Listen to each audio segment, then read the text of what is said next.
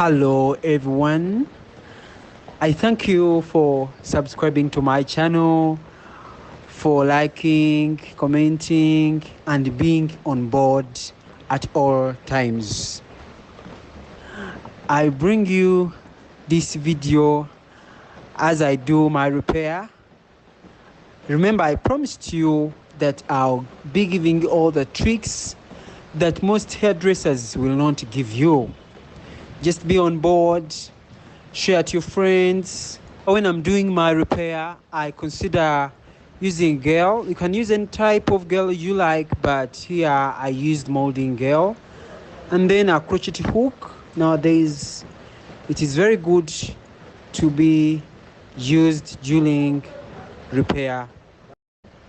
Now, this client of mine, she had natural short hair, and I had to get I used kinky here. I had to get kinky to add into her hair so that she can have dreadlocks that can hold a puff as she liked it. I applied kinky during plating these dreads of hers, and right now it has been 2 months plus some days.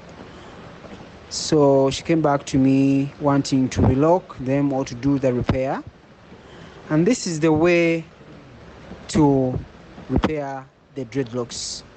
Just have to go around locking them. I used this crochet hook because nowadays it's what people use more.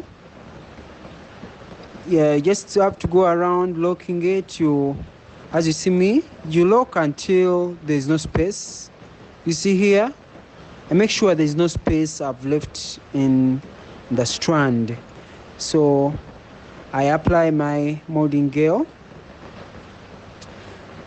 You can use any gel you like, but me, I used molding gel because it is easy. It helps natural hair. It's normally good for natural hair.